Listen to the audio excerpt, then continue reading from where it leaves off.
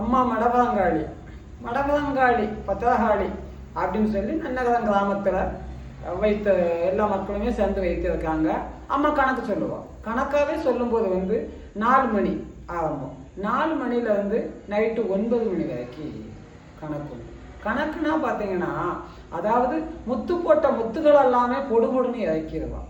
பிள்ளை குட்டி இல்லாத மக்களுக்கு பிள்ளை வரங்கள், ஆஸ்பத்திரியில முடியாது அப்படின்னு சொல்லி ஆஸ்பத்திரி முடியாதுன்னு சொல்லி போகட்ட மக்கள் எல்லாமே அந்த ஆஸ்பத்திரி நோய் நொடி புனிகளை நீக்கிறான். அவ கருவாசை நிற்கும் போது அதுல அந்த குறைன்னு சொல்லி ஆஸ்பத்திரியில சொல்றாங்க. சொல்லும் போது பக்தர்கள் அம்மா இப்படி சொல்லுதாங்க அம்மா அப்படின்ட்டு அம்மா மடகாங்காளிகிட்ட ஓடி வராங்க. அம்மா சத்தியம் பண்ணி சத்திய வாக்காக, எம்மா எந்த பிரச்சனைனாலும் நான் ஆச்சுமா, எந்த குறைபாடுமே இல்லை, அது பிள்ளையா நான் மாத்தி போட்டு உனக்கு கையோடு காலோடு உடலோடு சீரணத்தோடு எந்த குறையுமே இல்லாம மாகாளி எடுத்து போடுறேன் மடகம் பத்திரகாளி அப்படின்னு சொல்லி அம்மா சொல்றாங்க.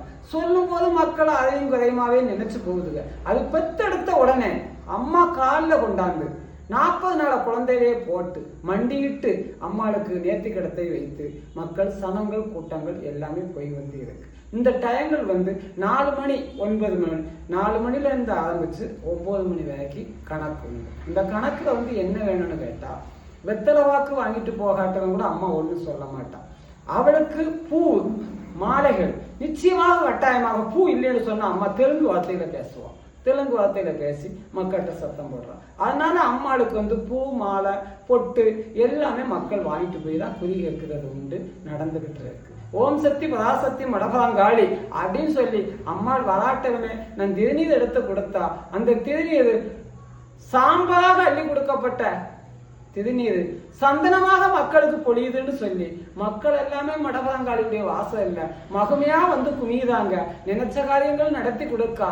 நினைச்ச குணம் மனத்தோடு பாசமுள்ள பத்திரகாளி அம்மாள் மடகாங்காளின்னு சொன்னாலே எனக்கு என்னுடைய மேல்கள் எல்லாமே சிலுக்கும். ஏன்னு கேட்டேன்னா, எனக்கு அவளுடைய பேரை சொல்லி எந்த வாசல்ல போய் நான் மிதிச்சாலும் அவளுடைய பேரை சொல்லி காட்டுக்குள்ள விவசாயம் தான் நான் பண்றேன். அந்த விவசாயம் காட்டுக்குள்ள போய் நான் நின்று அம்மா பேரை சொல்லி நான் கூப்பிட்டாலே அந்த இடத்துக்குள்ளே எனக்கு நல்லது கிட்டன்னு சொல்லிக்கிட்டு மக்களே.